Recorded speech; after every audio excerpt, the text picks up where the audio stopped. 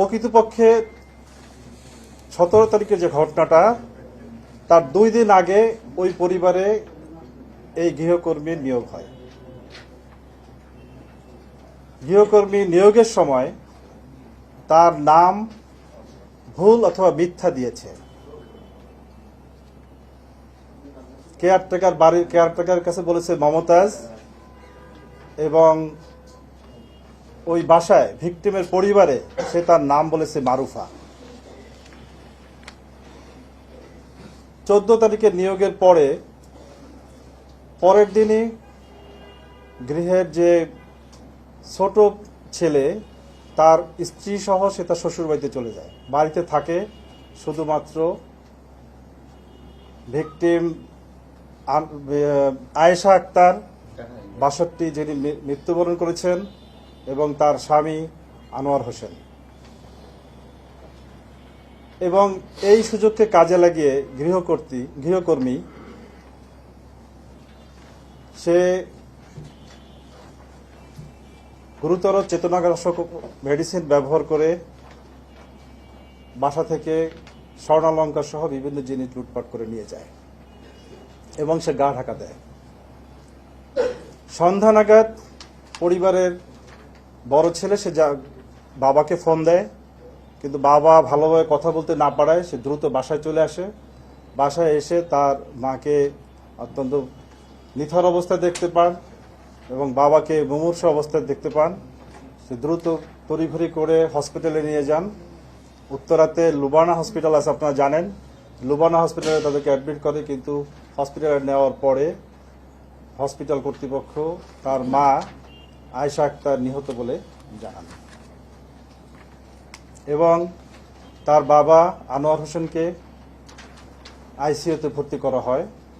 আমরা পরের দিন জানতে পেরেছি যে পরের দিনে সে চেতনা ফিরে আসে তার, এবং বাসায় ফিরে বাদী আনোয়ার হোসেনের ছেলে, যে ভিকটিম তার ছেলে মনোয়ার হোসেন, সে বাসায় ফিরে জিনিসপত্র এলোমেলো পায় এবং বাসা থেকে অনেক কিছু খোয়া গিয়েছে বলে তিনি ধারণা করেন, এবং তিনি গোল্ড এবং অন্যান্য জিনিসের একটা তালিকা তৈরি করেন এবং তিনি উত্তরা পশ্চিম থানায় মামলা রুজু করেন। মামলাটা আমরা যখন কাজ শুরু করলাম, তদন্ত শুরু করলাম, তখন মূলত এই আসামি বিলকিস সে তার নিজের সঠিক পরিচয় না দেওয়ায় এবং তার কাছে এনআইডি চাওয়া হয়েছিল, সে বলেছিল যে আমি পরে দিব, এবং তার কোনো ফোন নাম্বার নাই। আলটিমেটলি সে একজন অজ্ঞাত ব্যক্তি, একদমই পুরোপুরি ক্লুলেস একটা পরিস্থিতি। আমরা ওদিনকে রাতে খবরটা জানতে পারি এবং কাজ শুরু করি, এবং যেহেতু ক্লুলেস আমাদেরকে অন্য বিষয়গুলো বিবেচনা করতে হবে, গোয়েন্দা তথ্য ইত্যাদি। আমরা ঢাকা শহরে এই ধরনের বিষয়গুলি, চেতনানাশক ব্যবহার এবং গৃহকর্মী কর্তৃক গৃহ চুরি বা এই ধরনের ঘটনাগুলি আমরা পর্যালোচনা শুরু করি এবং বিভিন্ন থানার এই ধরনের মামলাগুলো পর্যালোচনা করে কিছু গৃহকর্মী, নারী গৃহকর্মী বিশেষ করে, তাদের ছবি এবং ডিটেলস আমরা বের করি এবং বিল্ডিংয়ের যে সিসি ক্যামেরা, সেই সিসি ক্যামেরাটাও সেখানে কোনো ডিস্ক ছিল না। পাশের বিল্ডিং থেকে সিসি ক্যামেরায় মাধ্যমে জানা যায় যে, দেখতে পাওয়া যায় যে মেয়েটা ঢুকেছে ওখানে 8:56 সকাল এবং বের হয়েছে 2:30 দিকে, এবং হাতে বেরোনোর সময় হাতে একটা পলিথিন ছিল, কিন্তু তার স্পষ্ট কোনো ভালো ছবিও ছিল না পরিবারের কাছে। আমরা যখন বিভিন্ন মামলা পর্যালোচনা করে এই সেম ধরনের যে মামলাগুলা ঢাকা সিটিতে, আমরা এই মামলাগুলা পর্যালোচনা করতে গিয়ে অনেকগুলো ছবি আসে। তার ভিতরে সেই ছবিগুলা আমরা বাদীপক্ষকে দেখানোর পরে এক পর্যায়ে কিন্তু ভিকটিমের যে পুত্রবধূ সে চিৎকার করে বলে ওঠে যে এই মেয়েটাই তো আমাদের বাসায় আসছিল, এই মেয়েটাই তো আমাদের বাসায় এসেছিল। আমরা তখন সেটাকে দিকে মনোযোগ দেই।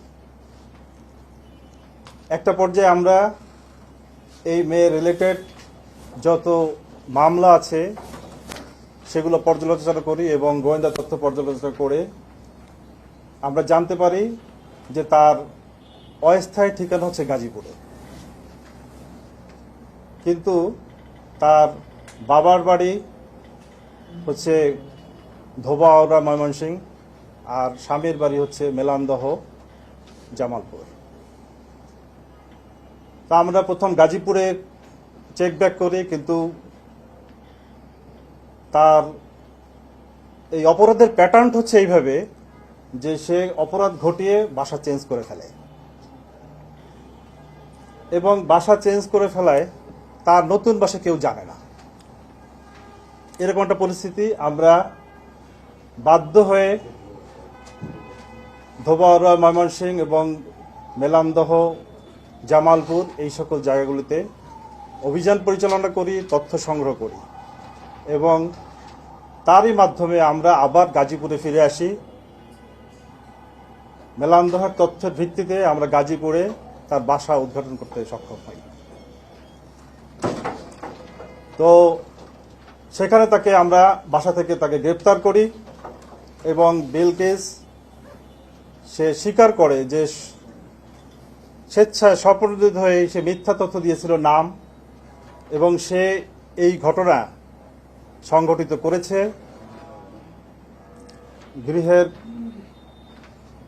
গৃহ যে কর্ত্রী এবং তার যে হাজব্যান্ড তাদেরকে সে চেতনানাশক ব্যবহার করেছে, সে ট্যাবলেট ব্যবহার করেছে এক ধরনের, এবং সে এইভাবে লুটপাট করেছে এবং সেগুলা গোল্ডগুলা কোথায় বিক্রি করেছে ইত্যাদি তথ্য সে আমাদেরকে দিয়েছে।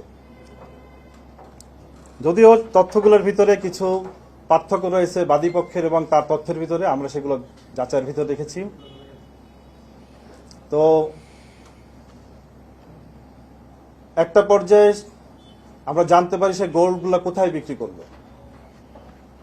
সেই গোল্ডের যে জুয়েলারি সেখানে আমরা যাই এবং সেখান থেকে আমরা ওখানে যে গিয়েছিল সে রিলেটেড আমরা সাক্ষীও পাই এবং ওই সাক্ষীও আনসিক্টেবল করেছে। এবং আসামি বিলকিস যে কোর্টে নিজেকে সম্পৃক্ত করে স্বীকারোক্তিমূলক 164 ধারার জবানবন্দি প্রদান করেছে।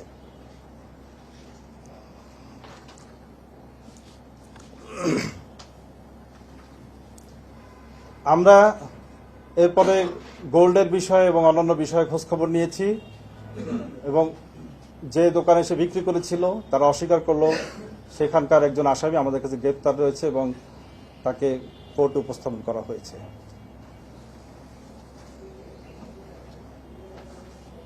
আমরা জানি যে গৃহকর্মী অত্যন্ত প্রয়োজনীয় একটা বিষয়, শহরে জীবনের প্রায় প্রতিটা পরিবারে এটা রয়েছে। আমরা মনে করি অত্যন্ত প্রয়োজনীয় একটা বিষয়, কিন্তু রিসেন্ট সময়টিতে আপনারা জানেন যে গৃহকর্মী কর্তৃক আমাদের রিসেন্ট সময়ে 2 জন মা এবং মেয়ের নিহত হলো মোহাম্মদপুরে, এবং এই ধরনের ঘটনা রিপিটেশন হচ্ছে। আমরা সেই জন্য দেশবাসীকে এবং সকল সচেতন নাগরিকের দৃষ্টি আকর্ষণ করছি যে বিশেষ করে যখন আপনারা গৃহকর্মী নিয়োগ দিবেন তাদের আইডিটা নিশ্চিত করবেন, এনআইডি সংরক্ষণ করার চেষ্টা করবেন, সেটা নিশ্চিত করবেন। অনেক সময় এনআইডিগুলো ফলস ফেব্রিকেটেড হয় এবং তাদের ছবি রাখার চেষ্টা করবেন, তাদের পরিচিত নিকটজনদের সম্পর্কে ভেরিফাই করবেন।